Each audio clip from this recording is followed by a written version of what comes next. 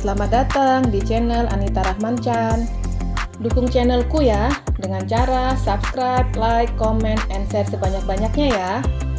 Satu lagi, bunyikan loncengnya agar kalian dapat update terbaru dari novelku. Terima kasih. Episode 07. Rombongan dari keluarga pria telah kembali dari acara lamaran. Tiara berada di mobil Zidan, dan Tami berada di mobil Dr. Arif. Keluarga Dimas berada di mobil sejuta umat milik Aldo. Di perjalanan, heran dengan Nyonya Rona. Bisa-bisanya uang 1 miliar untuk acara pernikahan tidak cukup, gerutu Tiara. Zidan hanya menyunggingkan senyum di bibirnya. Ditanya malah senyum. Jangan pikirkan pernikahan Tanisa dan Dimas, tapi pikirkan lamaran yang akan aku lakukan beberapa minggu lagi, sahut Zidan. Seketika mulut Tiara langsung rapat. Kenapa? Apa kamu pura-pura amnesia? Tanya Zidan tersenyum. Hahaha, kamu salah. Bapak kemarin hanya bercanda. Ngapain juga didengar? Tiara langsung menghadap ke bagian luar kaca mobil. Benarkah salah? Tapi saksinya banyak loh. Tiara tersenyum. Pak, Zidan, kalau seandainya lamaran itu dibatalkan bagaimana? Tiara menanyakan kemungkinan ada pilihan untuknya. Sesuai kesepakatan kita, aku memberikan sumbangan sebesar 300 juta. Artinya, kalikan saja 2. Jelas Zidan. Tiara membulatkan mulutnya. 600 juta?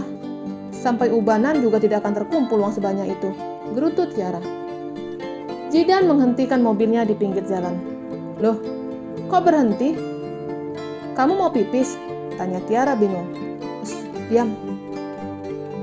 Zidan menggenggam tangan Tiara.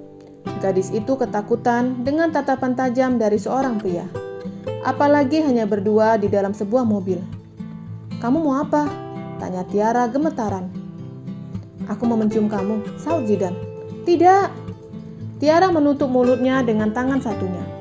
Tapi Zidan terus mendekatkan kepalanya ke dekat Tiara. Stop Zidan, jangan cium. Ini hanya untuk suamiku kelak, ujar Tiara masih menutup mulutnya dengan tangannya. Zidan tersenyum. Apa itu artinya kamu menerima lamaranku? Tiara menganggukkan kepalanya secepat kilat. Tapi wasit masih ada di kampung. Wasit? Tanya Zidan bingung.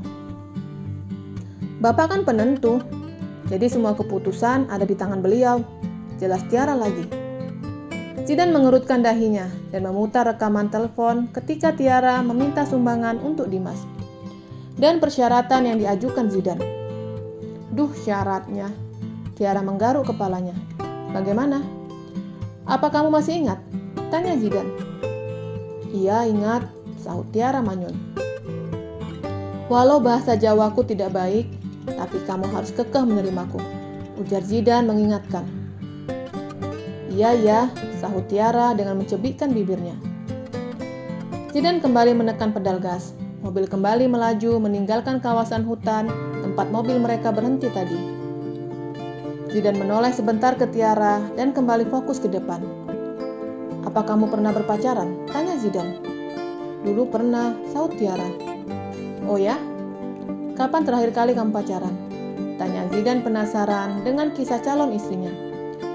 SMP kelas 1, setelah itu enggak lagi sampai sekarang. Apa? SMP kelas 1? Itu masih kecil banget. Memangnya bapak sama ibu kamu memberi izin? Tanyanya. Ya nggak tahu. Aku juga nggak tahu apa dulu arti pacaran. Jadi ada teman yang jodohin gitu. Ya aku ikut aja, jalan main ke sawah. Tapi lama-lama capek, ujar Tiara. Capek kenapa? Uang jajanku diminta terus sama si cowok. Katanya kalau cinta butuh pengorbanan. Jelas Tiara. Zidan tertawa mendengar kisah Tiara. Itu bukan pacaran, namanya malak, ejek Zidan. Aku juga mikir gitu. Makanya semenjak itu aku gak mau pacaran, takut uangku diminta, jelas Tiara dengan kepolosannya. Zidan menoleh ke Tiara dengan penuh keheranan. Kapan kamu dicium untuk pertama kalinya? Tanya Zidan penasaran. Dari bayi, sahut Tiara santai. Dari bayi? Zidan bingung. Maksud aku tuh, dari bayi aku sudah sering mendapatkan pelukan dan kecupan dari bapak dan ibu, jelasnya. Bukan itu, Maksudku, kapan bibir kamu dicium seseorang? Pertanyaan Zidan membuat Tiara takut jika bibirnya akan dicium Zidan. Jangan takut, aku hanya tanya saja. Tiara menjawab dengan gelengan kepalanya. Jawaban Tiara membuat Zidan melongo. Jadi, kamu belum pernah disentuh sama sekali? Tanya Zidan penasaran. Ya belum lah. Aku, Aneska, Mbak Tami, wanita suci. Tidak pernah kenal namanya begituan. Jelas Tiara. Zidan tersenyum senang. Kenapa kamu yang tersenyum? Tiara bingung dengan tingkah pria di sampingnya, yang tersenyum mereka ketika mendengar jawabannya. Enggak apa-apa, sahutnya senang. Karena calon istrinya belum pernah disentuh pria lain. Tami memperhatikan ponselnya terus-menerus. Dia menunggu pesan dari Jack. Kamu kenapa? Tanya Dokter Arif yang memperhatikan perawatnya. Nggak ada dok, sahutnya bohong. Kalau nggak ada, kenapa dari tadi kamu membuka dan menutup ponsel? Apa kamu sedang menunggu panggilan dari seseorang? Tami menggelengkan kepalanya. Terlintas di pikirannya untuk menanyakan pendapat Jack ke Dokter Arif. Tapi dia khawatir dokter itu akan memarahinya, karena kencan yang di awal telah gagal. Kenapa? Apa kamu mengatakan sesuatu? Tanya Dokter Arif. Dokter jangan marah ya. Dokter Arif menganggukkan kepalanya. Iya, ada apa? Saya sudah mengatakan ke dokter kalau hari ini saya bertemu dengan pria dari aplikasi Biro Jodoh. Wajah Dokter Arif pura-pura tidak suka. Dan menunjukkan dengan cara menghela nafasnya secara kasar. Dengar dulu dok, hari ini saya bertemu dengannya dan Dokter Arif memotong pembicaraannya. Dan wajahnya tidak sama, tebak Dokter Arif. Sama dok, fotonya dengan yang asli sama, sahut Tami.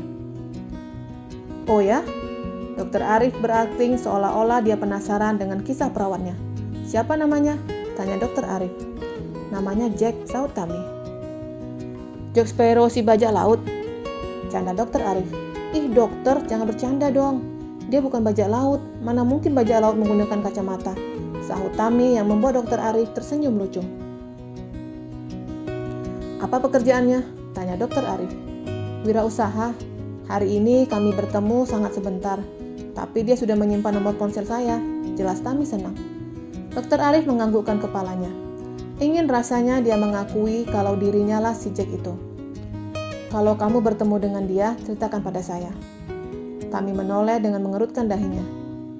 Maksud dokter apa? Jangan berpikir aneh-aneh. Jangan sampai kamu dibawa kabur atau ditipu pria itu. Karena banyak kejadian seperti itu mencari jodoh yang tidak dikenal. Dan akhirnya ada yang hilang, bahkan meregang nyawa. Penjelasan Dokter Arif membuat Tami bergidik. Dok, kok saya jadi takut ya? Sepertinya saya tidak akan menemuinya lagi. Loh, kenapa? Kan saya sudah tahu. Yang penting kamu cerita ke saya jika kamu akan bertemu dengannya, ujar Dokter Arif. Tami menganggukkan kepalanya. Dia mengambil ponselnya dan mengirimkan foto yang bernama Jack ke Dokter Arif. Saya mengirim fotonya ke dokter. Kalau saya hilang, dia orang yang patut dicurigai. Jelas Tami. Dokter Arif tersenyum seraya bergumam dalam hatinya. Tami, saya adalah Jack. Tidak mungkin saya membawa kabur kamu. Aneska menghampiri suaminya yang sedang bersandar di kepala tempat tidur. Sayang, rengek Aneska. Abian merentangkan tangannya agar Aneska duduk di sebelahnya. Kamu jangan marah ya, ujar Aneska takut suaminya marah. Ada apa? Sebenarnya uang hantaran Dimas 550 juta. Lalu, tanya suaminya. Uang itu sumbangan dari Zidan dan Dokter Arif dan teman-teman. Jadi tanpa sepengetahuan kamu, uang bulanan dari kamu aku berikan untuk membantu Dimas. Jelas Aneska takut. Abian tersenyum dan merangkul bahu istrinya. Pantas kamu tidak mengizinkanku beranjak dari kursi. Ternyata uangnya dalam jumlah yang pas, ujar Abian seraya mencium pipi istrinya. Apa itu artinya kamu tidak marah dan mendukung rencanaku? Tanya Aneska. Aku suka dengan ide kamu untuk membantu, tapi untuk selanjutnya beritahu suami kamu ini, agar aku tidak ketinggalan cerita dari kamu. Ya sayang, makasih. Aneska mengecup pipi suaminya, dan berakhir dengan pergumulan pastinya. Tanisa duduk di depan meja riasnya. Tidak bisa membayangkan dalam 3 bulan akan menikah dengan pria yang sangat dibencinya. Bukan hanya dibenci, malah dia jijik melihat Dimas. "Aku benci lamaran ini," ujar Tanisa berteriak di dalam kamarnya. Dan seseorang mengetuk pintu kamarnya. "Siapa?" teriaknya. "Oma." Tanisa membuka pintu kamarnya. "Boleh Oma masuk?" Tanisa menganggukkan kepalanya. Wanita sepuh itu duduk di pinggir tempat tidur, diikuti Tanisa yang duduk di samping Oma. "Ada apa, Oma?" tanyanya. "Oma perhatikan, kamu tidak senang dengan lamaran ini," tebak Oma. Tanisa menghela nafasnya. "Oma tahu, aku menyesal telah mengatakan yang tidak-tidak. Tapi ibunya tetap ingin anaknya melamarku, walaupun aku sudah mengatakan permintaan maaf," jelasnya. "Kenapa kamu tidak memperdebatkan masalah ini sebelumnya di sana? Seharusnya kamu bisa bersikeras untuk menolak semuanya. Tapi kenyataannya tidak, kan?" Ucapan Oma membuat Tanisa diam dan bingung. "Aku nggak tahu, Oma. Kenapa aku bisa diam saja? Apa mungkin karena ada Abian di sana?" ujarnya. Oma memicingkan matanya. "Yang Oma dengar, sebelum Abian datang, hanya ada kamu dan keluarga Dimas.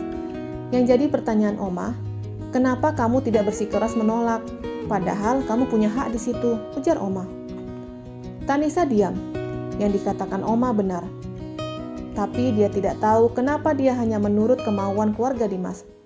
"Aku nggak tahu, Oma," jawabnya. "Jawabannya ada di sini." Oma menunjuk ke arah hati Tanisa. "Maksud Oma apa?" tanya Tanisa bingung. "Sebenarnya kamu tertarik dengan Dimas, dan semua itu tidak kamu sadari," ujar Oma. "Enggak, Oma," sahutnya tidak terima jika dia tertarik dengan pria yang sangat menyebalkan menurutnya. "Itu karena kamu tidak sadar. Oma perhatikan ibunya Dimas terlihat sangat sayang sama kamu." "Oma sok tahu." "Bukan sok tahu. Oma memperhatikan kalian berdua tadi. Dan cara kamu menjawab dan berbincang dengan ibunya Dimas juga berbeda dengan biasanya." "Udah deh Oma, jangan buat aku tambah pusing," gerutu Tanisa tidak terima dengan penuturan Oma. Oma beranjak dari tempat duduknya, berjalan menuju pintu. Oma berbalik ke cucunya. Oma kenal setiap watak cucu Oma. Apalagi kamu, sangat Oma kenal. Kamu bukanlah wanita yang penurut dan tidak gampang akrab dengan orang yang tidak kamu kenal. Tapi hari ini kamu berbeda, ujar Oma dan segera pergi dari kamar cucunya. Tanisa merenungi semua ucapan Oma. Dia tidak sadar dengan perubahan dari dalam dirinya, merasa benci dengan Dimas dan keluarganya. Tapi ketika berhadapan langsung, rasa itu tiba-tiba hilang. Bersambung.